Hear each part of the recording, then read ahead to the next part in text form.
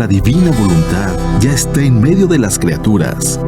Escucha la espiritualidad dictada a Luisa Picarreta por el especialista, el Dr. Salvador Tomasini. Todos los miércoles de 11 a 12 de la tarde. Aquí, por Mundo Católico, construyendo la civilización del amor.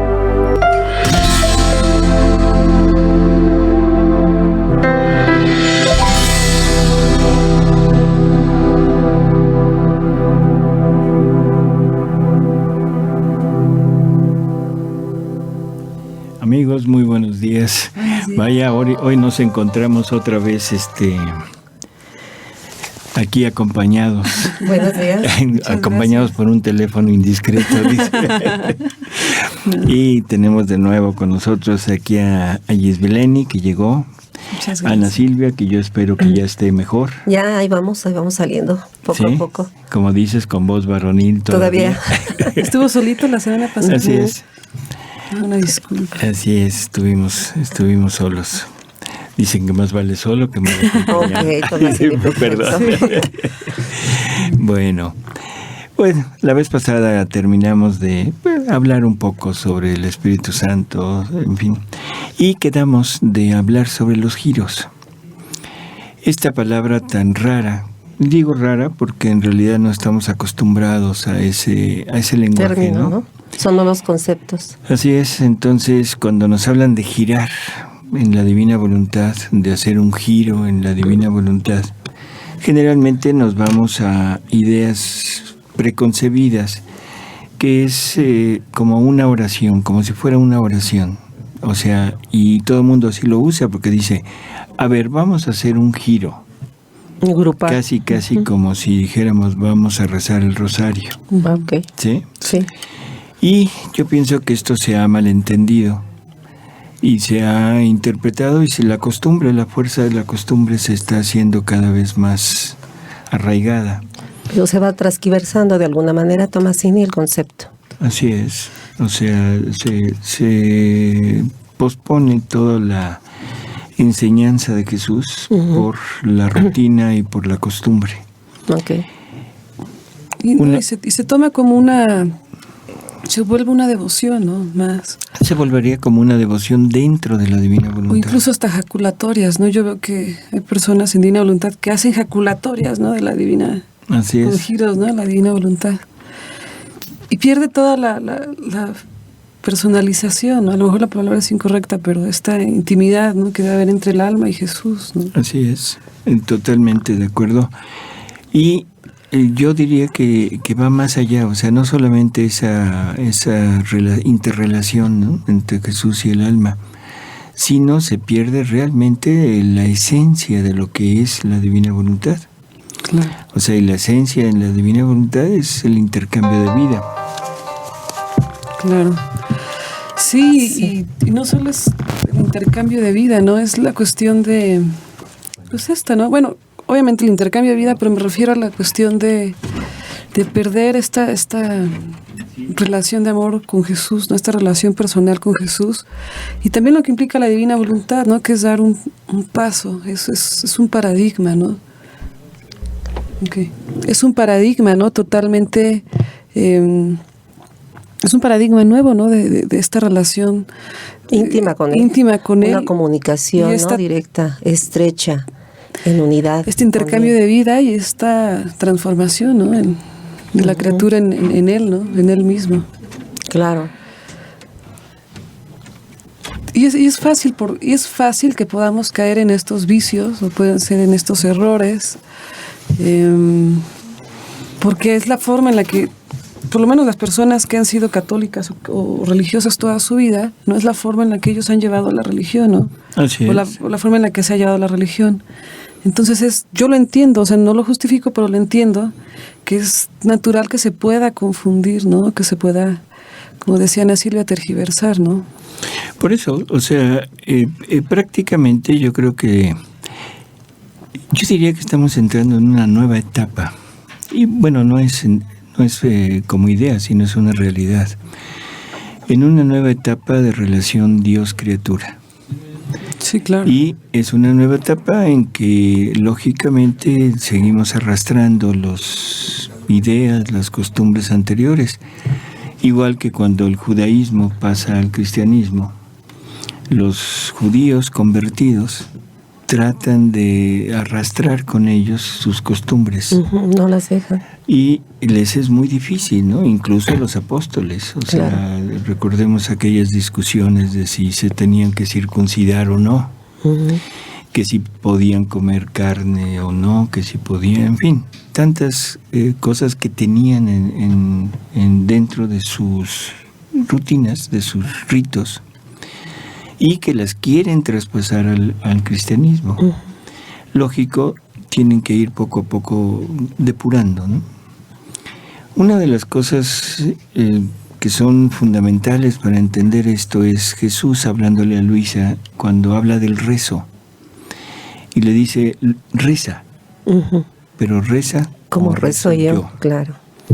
Y luego se va a hacer toda una polémica, toma en un puño, o sea, toda la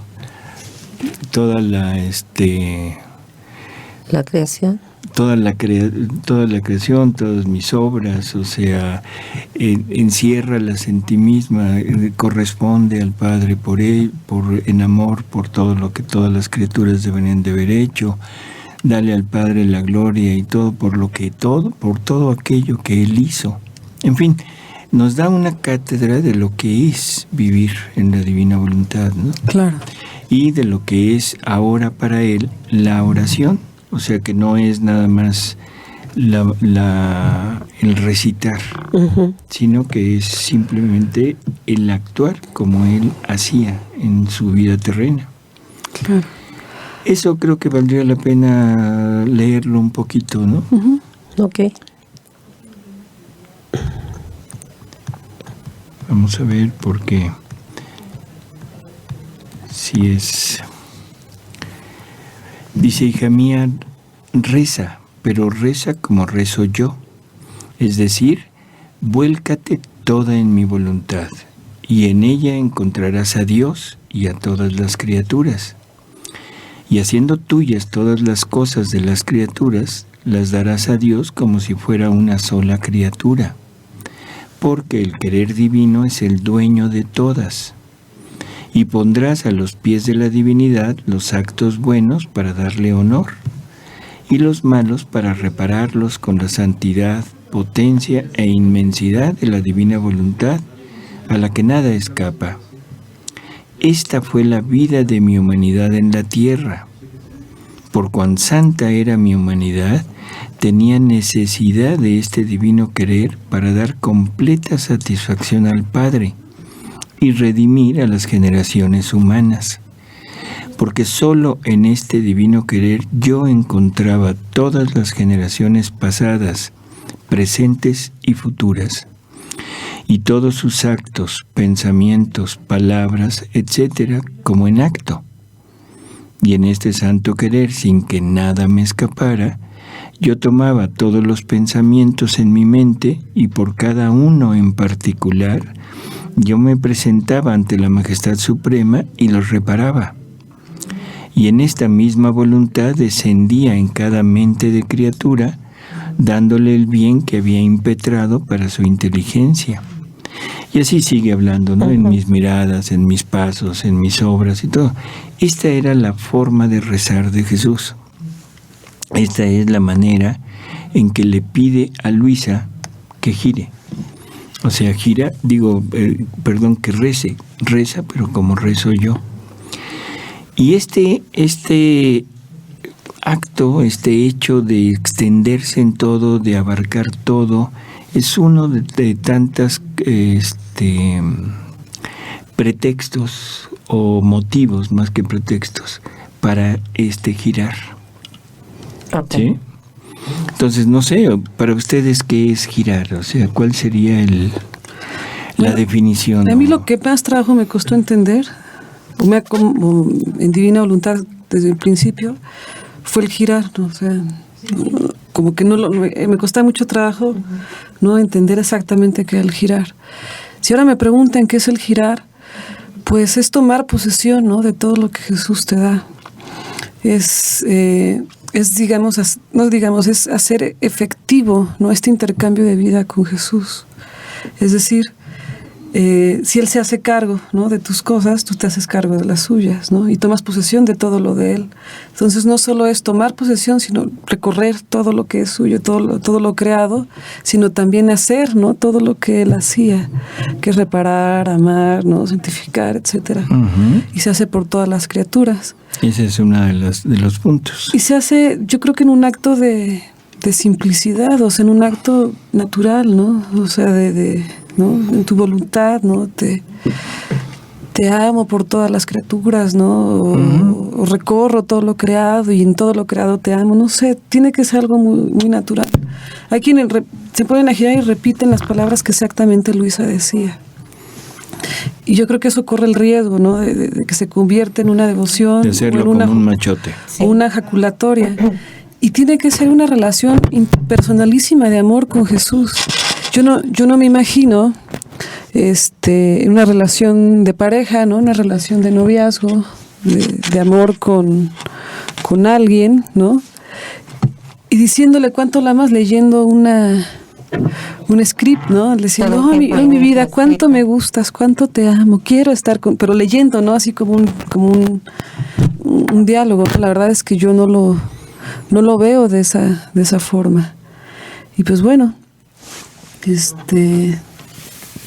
se va dando, yo creo, también de manera natural, pero se debe conocer, ¿no?, también todo lo que se posee o lo que implica este intercambio de vida con Él. Yo también veo que en esta parte de girar es ir conociendo, o sea, ir conociendo toda esa herencia que Dios me está dando, que es todo sobrar, todo lo que contiene el acto único, y ir poseyendo. Al ir conociendo, voy a ir poseyendo, porque si no conozco qué es lo que se me ha dado, pues no puedo poseerlo, ¿no?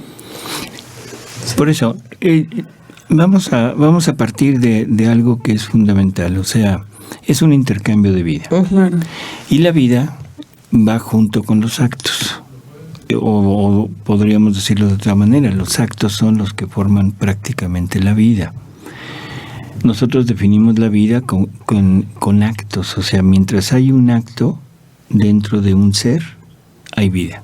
En el momento que no hay actos, en ese momento se define la muerte. Sí. Entonces podríamos casi equiparar actos a vida. Entonces, el ser, nosotros, vamos a ponernos nosotros, no podemos separarnos de nuestros actos. Si yo me pongo en donde me pongo con todo lo que yo he hecho en la vida. No me puedo separar de eso. No me puedo separar de mi infancia, no me puedo separar de mi adolescencia, no me puedo separar de nada. No me puedo separar de mi estado social, de mi estado familiar. No me puedo separar de que soy padre, de que soy esposo, ¿sí? Sí se entiende. Sí, todo eso ha conformado mi propia vida. Así es. Todo eso soy yo. Soy yo. Bueno, si yo le diera mi vida a alguien y no se la diera con mis actos, no le estaría dando mi vida. Claro. Le estaría dando un impulso, o le estaría dando una fuerza, o le estaría dando, como quieran decirlo, pero no sería mi vida. Por lo tanto, para que yo le dé mi vida a alguien, necesita ir con todos mis actos. ¿Sí? Sí. Dios es lo mismo. Dios nos quiere dar su vida, pero esa vida sin sus actos es insubstancial. O sea, no me está dando nada. Claro, y al menos para mí, solo en ese sentido toma lógica el actuar de Dios. Para mí, ¿no? Esto es una cuestión personal. Yo, sobre todo desde niña, me imaginaba, bueno, ¿y qué hará Dios en la eternidad, no? O en el paraíso. Y no me lo imaginaba, en verdad, yo no me imaginaba qué era exactamente lo que hacía Dios, ¿no? Así como recibiendo y condenando. No me lo imaginaba. Como un juez. A veces como un juez, pero a veces como esos reyes ociosos, ¿no? Perdón la palabra, pero así me lo imaginaba, ¿no? Que está sentado en su trono y viendo como a todo el mundo. Esa era mi imaginación, ¿no? Y al menos para mí toma sentido, ¿no? El actuar de la divinidad solo así, ¿no? En el rehaciendo, en el creando, en el acto único, sobre todo en esta relación interpersonal con la criatura, ¿no? Para mí toma totalmente lógica la divinidad en el hombre, ¿no? En la criatura, en el ser humano. Entonces, ahora, por ejemplo, yo no podría entender a Dios sin el hombre, ni al hombre sin Dios, ¿no? Así es que son... Aquí te metiste en un terreno muy difícil, pero digo no difícil, sino resbaladizo. Pero es una realidad lo que estás diciendo, o sea, Dios sin el hombre no tiene razón de ser. Sí. O sea, eso es increíble, pero Dios sin el hombre no tendría ninguna razón de existir. Claro. Igual que la creación, si la creación existiera sin el hombre, la creación sería total y absolutamente inútil. O sea, no habría una razón de ser. Dios sin el hombre, Dios quedaría siempre insatisfecho en su necesidad de amar. O sea, en esa necesidad de amar y de multiplicar. Su acto, por naturaleza, es expansivo, es difusivo. Y se quedaría prácticamente aislado, ¿no? Uh-huh. Así que estamos de acuerdo. O sea, Dios y el hombre son una unidad. Okay. El hombre sin Dios también no tiene razón de ser, ¿no? Y tan no tiene razón de ser que si lográramos entender qué quiere decir condenación, qué quiere decir ausencia de Dios en nuestra vida, creo que las cosas serían totalmente diferentes, ¿no? Hasta ahorita hemos pensado que condenación y esto es el infierno, que son llamas, un lugar oscuro, una caverna con llamas y los diablitos con sus trinches y trinchándote, no sé qué te trinchen. Y hay personas que están totalmente convencidas que el infierno es un lugar. Sí, por eso. Yo he tenido así discusiones así tremendas, ¿no? Porque, bueno, ese es otro tema. Porque están totalmente convencidas de que el infierno es un lugar. Y ¿no? un lugar así tenebroso, sí. Y un lugar de castigo. Como el de Dante, ¿no? Más o menos. Así es. Entonces, siguen teniendo esa yo creo que si lográramos entender qué es el infierno, en ese momento todos nos convertiríamos. Inmediatamente, o sea, no por temor así, sino por convicción. Si yo lograra entender que Dios es la fuente de todos los bienes y que la ausencia de Dios es el carecer de todos los bienes, me daría cuenta por mi vida material, me daría cuenta de lo espantoso que va a ser mi vida en el infierno. Que el infierno no es un lugar, es un estado del alma. Eterno, aparte. Eterno, que es la ausencia total de bienes, porque donde no está Dios no hay ningún bien. El único bien que me queda es el bien de mi existencia. Entonces, bueno, eso es como dice, es tema de otro diálogo, de otro programa. La mañana leía unas declaraciones del Papa Francisco porque estuvo en Sarajevo, ¿no? Y estaba como dando mensajes indirectos sobre Medjugorje, ¿no? Y leía una homilía muy interesante sobre, efectivamente, que los cristianos no podemos basar nuestra fe en esperar que la vidente diga, ¿no? O en el mensaje de la Virgen. Estoy totalmente de acuerdo. Y en esa misma lógica, no recuerdo exactamente, no aprendí de memoria, ¿no? La homilía del Papa, pero hablaba de esta relación, ¿no? Personal con Cristo y que debemos nosotros transmitir a Cristo, ¿no? Que esa es la esencia del cristiano. Pero también hablaba de esta relación, de esta naturaleza del hombre a pecar, ¿no? O sea, que es natural, ¿no? Del hombre pecar. Y a mí de manera personal en Divina Voluntad me genera mucho conflicto, ¿no? Porque sí entiendo que nacimos, ¿no? Digamos, ya con el pecado original o tal vez incluso hasta con esta tendencia, ¿no? Puede ser, ¿no? De alejarnos de Cristo. Yo diría que es al contrario, nacemos con la tendencia a acercarnos a Él. Pero esta naturaleza al pecado no lo sé. Es una realidad. Una realidad incuestionable. Y esa es la realidad que nos ocasiona la ausencia del bien.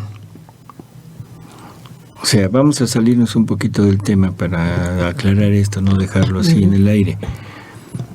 O sea, lo que nosotros consideramos pecado, siempre la palabra pecado lleva una carga negativa, terrible, de ofensa a Dios, de alejamiento, de transgredir sus normas, sus leyes, y que trae como consecuencia una pena, ¿sí? Y esa pena el infierno, pero el infierno de ese que hemos dicho que no existe.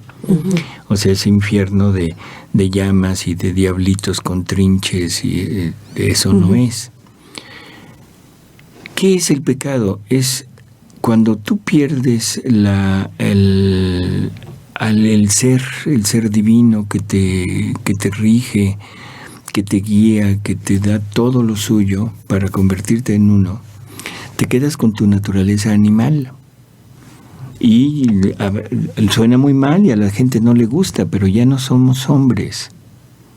Ya no somos hombres. Y esto lo dijo el cardenal Ratzinger, bueno, y después Benedicto XVI, cuando dijo que cómo podríamos completar el proyecto de llegar a ser hombres.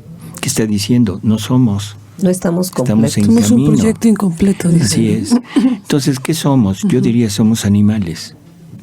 Animales racionales, ¿sí? Para que no se sientan tan mal. Pero al final de cuentas somos animales guiados por el instinto. Entonces, mi instinto es la parte que yo le estoy dando la primacía en mi ser, y ese instinto se tiene que cumplir. ¿Por qué? Porque no lo someto a la razón, que esa es la parte superior del ser humano. Entonces no lo someto a la razón y mi instinto me lleva a querer someter a los demás a mi voluntad, a querer disfrutar de los demás, no con los demás, sino de los demás. Sí, a satisfacerlo. Y a quererme satisfacer nada más yo, y no me importa que los demás sufran. Entonces nos convertimos en el macho y en la hembra de cualquier especie, que lo único que hacen es ver cómo se alimentan, ver cómo acumulan, ver sobre quién se imponen y ver con quién copulan, punto. Y lo único que les interesa es copular, y lo único que les interesa es tener, y eso lo tenemos en todas las clases sociales y en todos los medios. Pero sobre todo lo vemos en las clases, yo diría, que detentan el poder. Claro. Porque lo único que les interesa son ellos. Les importa poco a quien pisen, a quien atropellen. Ellos son el punto. Entonces vivimos en un mundo sin Dios, sin el bien y sin la parte fundamental que rige al hombre, que es el espíritu, que es Dios. Entonces, cuando hablamos de pecado, lo que estamos hablando es de la naturaleza normal del ser humano sin Dios, de esa naturaleza animal que nos comportamos como cualquier animal. Y los medios de difusión se han esmerado en hacernos hincapié que esa es nuestra naturaleza. Nos pasan videos, nos pasan documentales de la vida animal y generalmente se centran en la reproducción. Sí, así es. Se centran ahí y luego nos dicen, pero ¿cómo se alimenta? Eso es ¿Cómo se alimenta? Eso es lo normal. Sí. Eso es lo normal. Yo me acuerdo que hace muchos años vi un video donde se hablaba de la cantidad de veces que el león copula con la leona. Y yo digo, bueno, ¿y qué caso tiene eso? A mí que me interesa. Digo, a mí que me interesa, ¿no?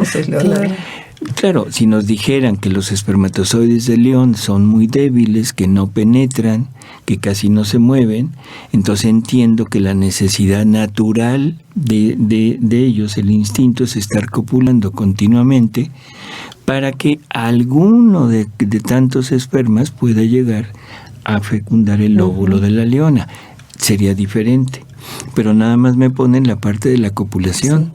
Sí. Y lo que se ve a simple el mensaje subliminal es, ¿y tú por qué no? Claro. Tú copulas las veces que quieras. Claro. Y una vez vi muy bueno, vi una serie de... No era ni siquiera un reportaje, era una serie de documentales donde comparaban de manera instintiva al hombre con el mono, ¿no? Con el chango. Y cómo, en verdad, era impresionante cómo así de manera instintiva te pueden controlar así. Pero era programa tras programa así. Y van a ver cómo las personas van a actuar así porque su instinto es este. Y ya estaban... Era impresionante, eran masas así las que controlaban nada más por la cuestión instintiva, ¿no? Generalmente en los experimentos de 10, uno era el que no lo hacía, pero era sobre todo en la cuestión reproductiva, ¿no? En el cortejo, en el apareamiento, en el relacionarse con los demás. Pero era todo en la comida, en el sueño, en qué compras, en qué ves, en qué te interesa, todo. Tal cual era, el chango es esto, no sé qué tipo de chango, uno de los changos. El chango hace esto, el humano hace esto. Si nosotros lo condicionamos como al mono, va a reaccionar exactamente igual como nosotros queremos. Y no los vi completos porque no tengo la disciplina de ver así las series. Y como tú lo dices, Tomasini, a través de los medios de comunicación. Nos están invitando a eso. Claro, y hay programas. Y yo diría, hay empresas que se han dedicado a tergiversar totalmente la conducta del ser humano. Sí. O sea, no decimos nombres. Pero bueno, Disney, ¿no? Es una de ellas. Bueno, Disney se ha metido mucho a equiparar al animal con el hombre. Claro. Le pone los sentimientos, le pone las actitudes, le pone toda la conducta del ser humano, se la acomoda al animal. Claro. Haciendo eso, ahora es muy fácil la conducta animal ponérsela al hombre. Sí, o sea, es simplemente... No, y desde niños, ¿no? Empiezas a programar a la sociedad en general a actuar de cierta forma, ¿no? Así es. Hay todo un paradigma social sobre todo de las relaciones, ¿no? Amorosas o personales, de los años 50 para acá, y mucho tiene que ver con Disney, ¿no? Es todo una cuestión... Disney... Y digo, todos estos documentales que pasan, que son totalmente tendenciosos, ¿no? Sí, tiene toda una intención. Algo que se refiere a geografía nacional, dicho en español. ¿Cómo?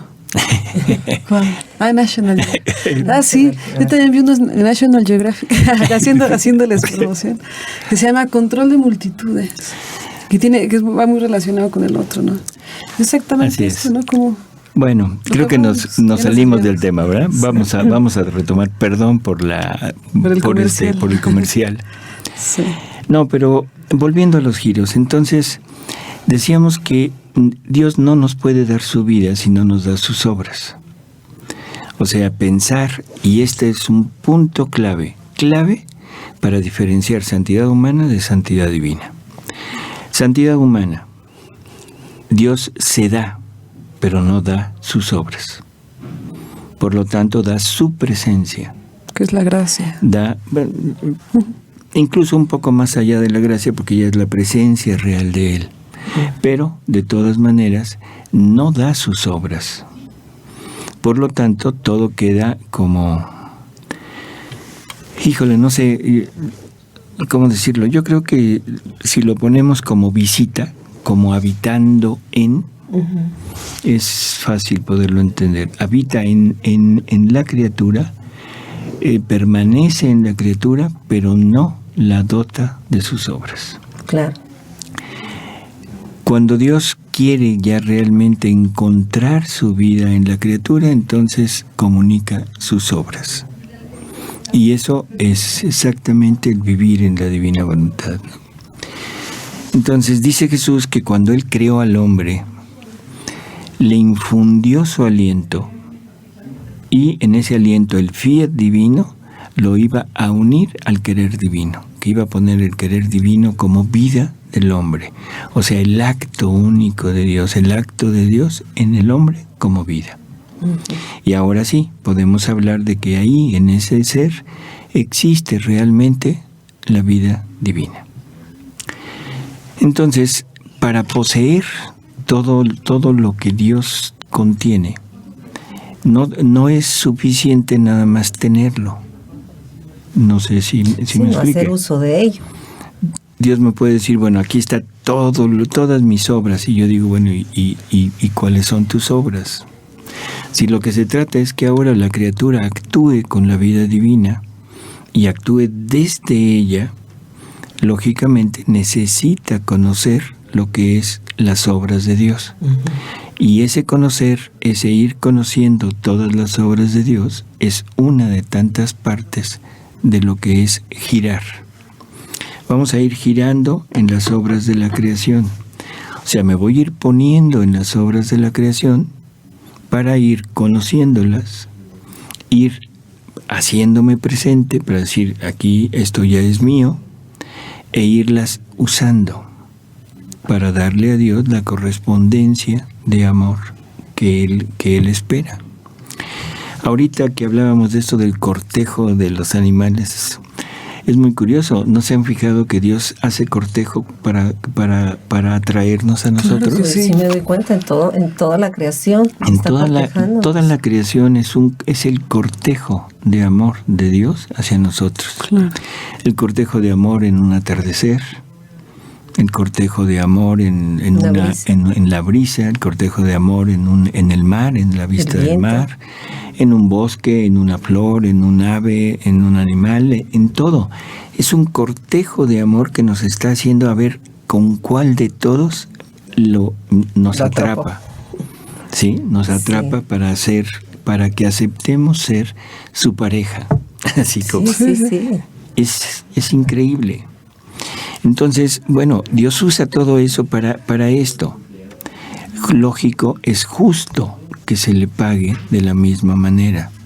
Es justo que se le pague en la misma medida de amor que Él ha puesto en todo. Ahora nosotros deberíamos de pagarle. Ahora es usar las obras de la creación para hacer lo mismo que Él hace, pero ahora dirigido hacia Él. Y a nombre no mío, nada más. Mío y de todos. De toda la humanidad. Una de tantas cosas que es girar. ¿Sí? ¿Qué más? Ir encontrando un atributo en cada cosa creada. Claro. ¿no? Descubrir ese atributo de Dios, hacérmelo mío, ¿no?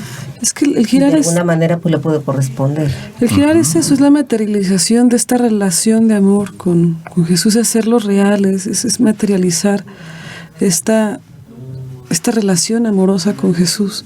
Yo pongo el ejemplo igual de una relación amorosa, ¿no? Entre los seres humanos. ¿Cómo llevas una relación amorosa? Pues vas a pasear con esta persona, o vas a comer, al cenar, o al cine, ¿no? O lo invitas a tu casa, él te invita a su casa, ¿no?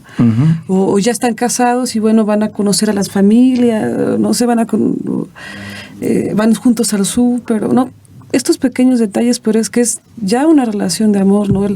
El afecto, los cariños, las palabras, todo esto es lo que hace las real. Intimidades, ¿no? La intimidad, todo esto es lo que hace real, ¿no? Una relación amorosa, ¿no? Puede ser de noviazgo o ya de pareja, ¿no? Matrimonial. Yo lo veo, para mí, por ejemplo, el girar es eso, es la materialización, es el actuar, ¿no? Ya llevar esta vida, ¿no? Amorosa con Jesús, ¿no? El hacer tuyo lo del ser amado y que el ser amado haga suyo lo tuyo. Y entrar en esa intimidad. Claro. O sea, en esa intimidad, que es una intimidad que no hemos aprendido a hacer. O sea, porque estamos acostumbrados a la presencia real, sensible de la persona. Y no nos hemos dado cuenta que en todo lo creado existe la presencia real de los atributos de la persona. Y que en la medida que yo voy recorriendo, o sea, todo lo creado, voy teniendo una noción cada vez más clara de quién es mi ser amado. ¿Sí?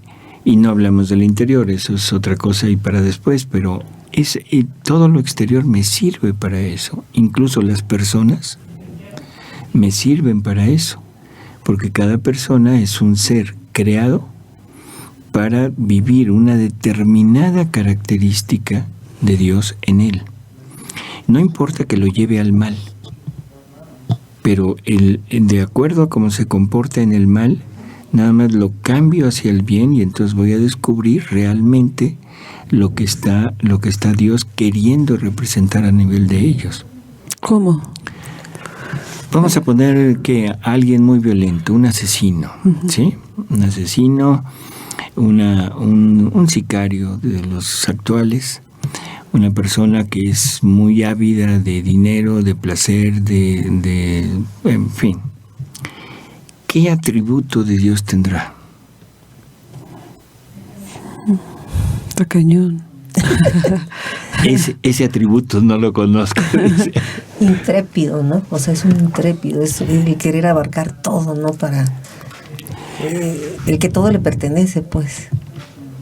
Bueno, o sea, podría ser por ahí. Pero una de sus características principales sería ¿qué? La violencia. ¿Sí? La fuerza. La violencia. Violencia. Ponle como violencia. Okay. ¿Qué no será un atributo divino? ¿No será un atributo divino? Es una pregunta capciosa. No, es una pregunta... Sí, como todo lo que contestes será utilizado en tu contra. No. Una violencia. Dios lo creó violencia para conquistar, pero conquistarse a sí mismo. Sí. Para hacerse violencia a sí mismo y poder llegar a Dios. Esa es la primera visión que tiene Daniel en su sueño de las bestias. La primera figura que aparece es una leona fuerte y robusta con alas. Ese es el animal fuerte, el animal violento y el animal con alas de águila para volar a las esferas de Dios y hacerse violencia a sí misma para vencerse a sí misma. Ahora eso cámbialo al mal. Sí, hace violencia hacia los demás. Hace violencia a los demás. Para satisfacerse a sí mismo. Nadie puede actuar con algo que no le haya sido dado. Nadie. Nada más el uso, ¿verdad? Que uno le da. Por eso es que en los niños es muy fácil entenderlo. El niño desde muy chiquitito muestra determinadas actitudes.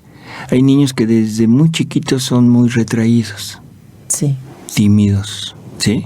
Hay niños que son muy alegres, hay niños que son extrovertidos, aunque no llegan a la manifestación del muy alegre.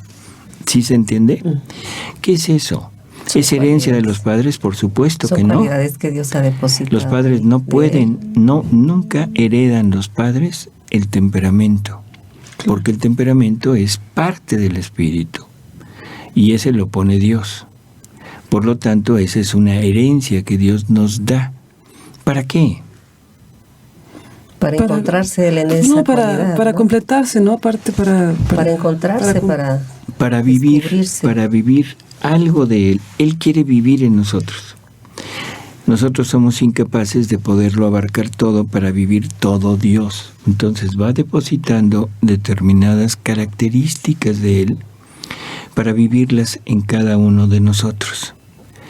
Esas características que Él quiere vivir requieren de determinadas cualidades. Bueno, pues eso nos lo pone para que nosotros, en la medida que vayamos avanzando en la vida y acercándonos a Él, irle permitiendo vivirlo en nosotros. Pero yo le puedo voltear, ¿sí? Y decir, no, un momento, esto lo uso para mí. Entonces el violento, para hacerse violencia a sí mismo, ahora lo voltea y lo hace violencia hacia los demás, pero está usando lo mismo que Dios le dio. Y también una persona puede... Las circunstancias pueden hacer que modifique su temperamento. El temperamento no. Modificas, pones el carácter. La acción. Una persona pasible se puede convertir en una persona violenta. Y su temperamento no es, o sea, su naturaleza no es ser violento. Se tendría que hacer fuerza a sí mismo. O sea, ¿podemos forzarnos a actuar diferente? Sí, pero no puedo cambiar mi temperamento. Mi temperamento, yo soy violento. Virtud humana. Yo soy violento, entonces siempre es la reacción en mí y me puedo forzar a cambiar porque me conviene, porque ya me di cuenta que no es adecuado, por la razón que sea. Y puedo llegar a ser tranquilo y apacible, pero dentro de mí siento la violencia de mi temperamento. Y esa parte con lo que lo cubrí se llama carácter. Ujú. Entonces el carácter es la mano de gato, una manita de gato, el recubrimiento. Tú a una casa la haces de tabiques, pero no la dejas con los tabiques. Le pones yeso, le pones cemento, le pones madera, le pones lo que quieras. Y cubres, ¿sí? Pero no puedes quitar la parte fundamental que es el tabique. Eso somos nosotros. Entonces, ¿a qué nos lleva esto? Bueno, simplemente a que Dios quiere que seamos, que usemos lo que Él nos dio, pero que lo usemos para Él, para bien, Claro. para encontrarlo. Y desde ese temperamento tenemos que abarcar todo lo que Él ha hecho. Y por eso también esta parte de giros particular, personal, pues no la puedo hacer Gis igual que yo, o tú, Así o igual es. que tú. Porque es una relación de amor. Íntima. Y personal. Sí. O sea, porque si yo empiezo a repetir como tú giras, pues no va a haber otro Tomasín. Pues sí, es a como si- lo hace siquiera. O es sea, como si lo tú- que voy a tratar de imitar, pero no va a haber otro. Claro. Igual. Y él lo que quiere descubrirse en este girar y en este poseer es en eso que ha depositado en mí, Así es. ¿no? En esa sensibilidad de percibirlo de él con esas Desde cualidades, mis cualidades desde mis que me dio cualidades él. que él ha depositado, a encontrarme en todo lo creado con él. Así ¿no? es. Y entonces vemos lo absurdo del seguir los giros que hacía Luisa.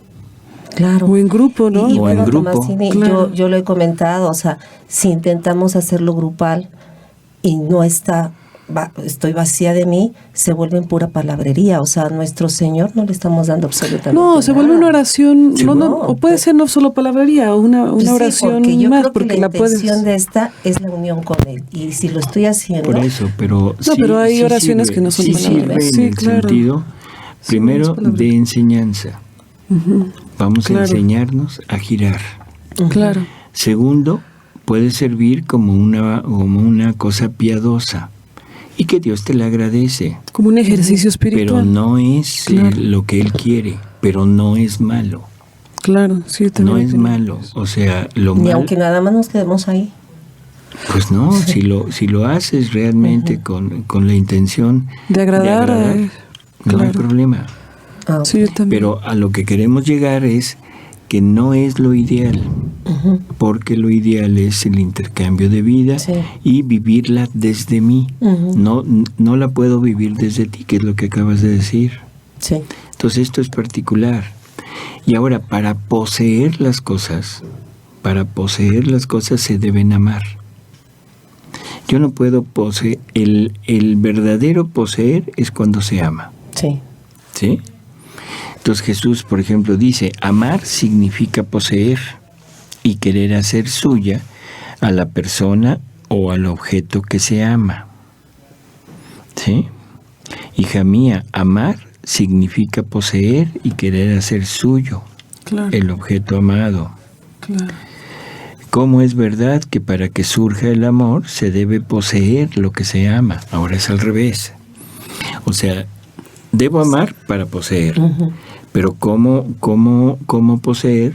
O sea, ¿cómo amarlo si no lo poseo? Perfecta, ¿no? La lógica filosófica de Jesús es ¿Así? perfecta. Bueno, nada, es como comentar. Qué raro, ¿no? Qué raro. Sí. Filosofía divina. Y luego dice algo muy, muy curioso. En una de tantas veces que le habla a Luisa sobre esto, le dice, tú debes saber que la creación, mi humanidad, son los campos en los cuales desarrolla sus actos el alma que hace y vive en mi voluntad divina. O sea que todo el vivir en la divina voluntad se debe llevar a cabo en la creación y en la humanidad de Jesús. Sí. Si no, estamos fuera de lo que Él está poniendo como meta. Y de alguna manera también tenemos que ir conociendo la vida de Jesús, ¿no? Hasta donde más podamos. Lógico, pues si vamos a girar en su humanidad, yo no puedo girar en la humanidad de alguien si no la conozco. Ujú. Simplemente no puedes amar a quien no conoces. Así es. Claro. Entonces dice, habiéndole dado la posesión de ellas, o sea, de la creación y de su humanidad, siente la necesidad de circular como sangre en las venas en las obras de su Creador. Quiere conocer su valor, el bien que hacen, el oficio que ocupan, para amar las demás, para apreciarlas y también para sentirse más feliz, más rica de los tantos bienes que posee. Cuando lleguemos a ese punto de saber el amor, el valor en el amor y el oficio de cada cosa creada, es cuando lo vamos a empezar a poseer completamente. Yo creo que va a ser cuando nos muramos. No, esperemos que sea antes, ¿no? Yo siento que esta humanidad, o sea, mi cuerpo y el tiempo y el espacio, todo esto que hay, al menos a mí me limita, ¿no? Como a entender varias cosas. No, pero recuerda algo, Gis, fuiste creada para eso. Sí. Por lo tanto, no es un límite. No, pero me refiero en este plano, ¿no? No. O sea, Mi pensamiento, quizá. Por eso, es que tu límite es tu voluntad, no es tu cuerpo. pero sí, por ejemplo, sí estamos supeditados al tiempo y al espacio, al día y a la noche, ¿no? Claro que Entre no. los días. Claro que no. Entonces ya no entendí, porque ¿en dónde estamos? Le dice Jesús, para el alma que vive en mi voluntad, De la eternidad. empieza a vivir en la En la eternidad. eternidad, claro. Es muy sencillo, mira, yo creo que aquí se necesita mucha fe, o sea, eso es lo principal, Sí, para claro. poder entender. Jesús me dice, en el momento que tú entras en mi voluntad no vive en el tiempo, mi voluntad vive en la eternidad. Y la eternidad la abarca toda, o sea, es más, la eternidad está dentro de la divina voluntad, o sea, no al contrario, ¿no? Entonces, en el momento que tú entras ahí, en ese momento, estás viviendo en la eternidad y te puedes poner en cualquier lugar, en cualquier circunstancia, en cualquier etapa. No digo de la historia, digo de Dios. En cualquier etapa de Dios. ¿No te parece absurdo, así totalmente absurdo, el que la obra maestra de Dios sea el hombre, que es donde Dios va a encontrar todas sus complacencias, donde Dios se va a recrear a sí mismo, y que haya pasado una eternidad antes de crearte? ¿No te parece lo más absurdo de este mundo? Un Dios que su obra maestra, su obra perfecta, la finalidad de todo su obrar, y haya tenido que esperar una eternidad para crearla. Yo no entendí. O sea, nada más, A ver. como ya dijiste, ¿no? O sea, un Dios Ya sin no el hombre entendí. no, Sí. tiene un sentido y viceversa, ¿no? Pero, El mundo tuvo un principio. ujú, Nosotros tuvimos un principio. sí. O sea, en el tiempo y en el espacio, Sí, sí. en un lugar. Ajá. Entonces, antes de mi principio, Dios estaba sin mí. No, siempre está. Esa es esta pregunta Es- capciosa. siempre- Otra vez, dice. Siempre. hemos Esta estado. mujer cree que la estamos examinando y que Sí. le vamos a... No. Ya viste cómo este problema aquí es la voluntad. O sea, es el razonar o el querer pensar algo, ¿no? No, Fuera de- no, pues sí. Más bien es, pues eso, ¿no? Que luego me cuesta trabajo. Por eso, es que hay dos conceptos que son muy difíciles de poder congeniar. Eternidad y tiempo. Tiempo, claro. Son dos cosas que nos sacan de... Eso es a lo que me refiero, que los voy a entender a plenitud cuando esté muerta, que ya no esté a mí yo, supeditada. a mí yo. Ah, bueno, eso No, sí. físicamente, a eso me refiero. Hay cosas que no podemos, que Eso no me vamos refiero. a entender, yo creo, Con aquí. plenitud. Eso es a Sí, lo que ¿no? yo me Cuando- refería. bueno, sí. Pero entonces, vamos a ver esto. ¿Realmente Dios se habrá pasado un instante sin ti? No. Por supuesto que no. Claro. Dios nos tiene en Él desde toda la eternidad, desde que Él es Dios, o sea, Desde siempre.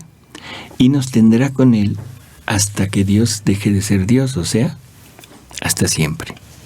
Nunca tuvo principio y nunca tendrá fin.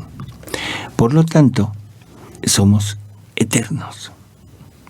Sí. Sí. Para Dios en la eternidad Él nos tiene desde el principio hasta el fin.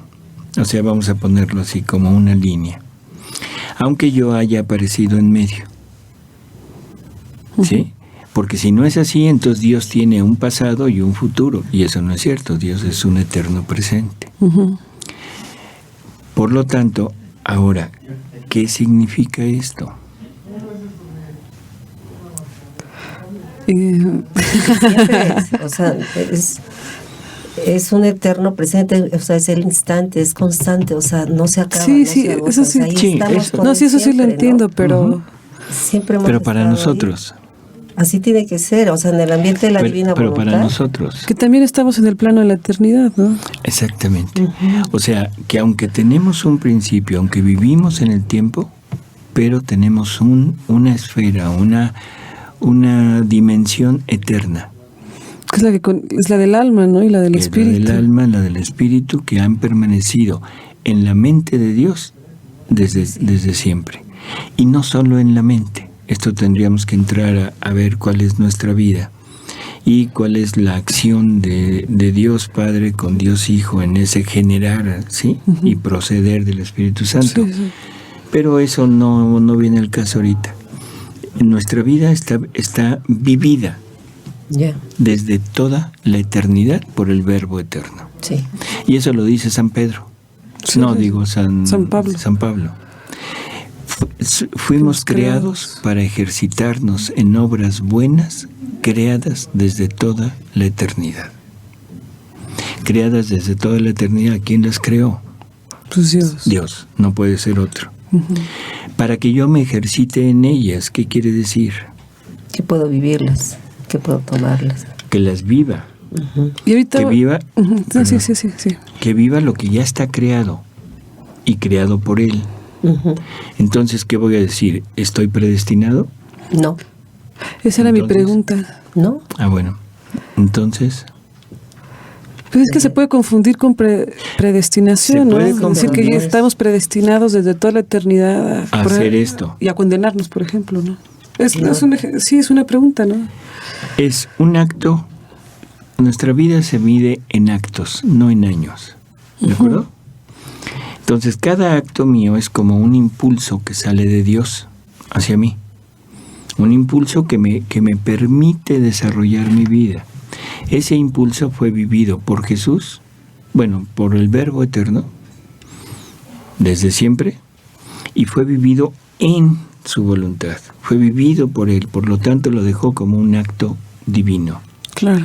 Ahora, ese impulso es el que yo tengo que recibir, pero debo recibirlo y debo de manifestarlo como tal, como impulso y acto divino. Pero eso no es predestinación. No, porque yo lo voy a usar en lo que yo quiera. Yo lo voy a usar, ese impulso lo voy a usar en un parpadeo. Pero, por ejemplo, no sería, a ver, en la mente de Dios no estaba planeado, vaya, que, por ejemplo, que yo fuera monja, un ejemplo, que usted fuera sacerdote, ¿no? Ese no es, o sea, ¿usted está destinado a ser sacerdote, por ejemplo? No, yo decido si soy. Él quisiera, esa es la voluntad querida por Dios. Y Él, todos los actos que sacó, todos son impulsos divinos para que yo los tome y lleve a cabo un acto. En el momento que yo vengo a este mundo, empiezo a vivir y yo les tomo el impulso para poder desarrollarme, pero yo sé si lo llevo al bien o lo llevo al mal o lo dejo en medio. Y yo decido si soy o no soy sacerdote. Dios me quisiera como sacerdote. Me da la vocación para sacerdote, pero resulta que me encontré a la media naranja que no me correspondía. Sí, dijo que no me correspondía y me casé. Entonces ya no fui sacerdote, fui laico, esposo, formé una familia y no hay problema, no es a fuerza, yo decido. Pero el impulso, ese impulso que es divino, debería yo de usarlo para hacer un acto donde corriera ese impulso y que fuera un acto divino. Y el que fuera, ¿no? El que fuera, puede ser un parpadeo, un respiro, una palabra, en fin, pero no no era a fuerza hacer algo. ¿De acuerdo? Claro. Se nos terminó el tiempo y ni Ya no siquiera hablamos. empezamos en No lo hablamos de la de, otra en parte, ¿no? lo Los de giros. giros. Nos la pasamos filosofando. Sí, filosofando un poco. Sí. Bueno, pero pues amigos, disculpen las ¿qué Pero será? está bien Los aclarar las paréntesis. dudas, ¿no? Y yo creo que la próxima vez pues seguimos con el mismo tema, ¿les parece? Claro que sí. Ok, Bueno. muchas Hasta gracias. pronto. Así que vamos a leer a Platón, a Aristóteles. Sí.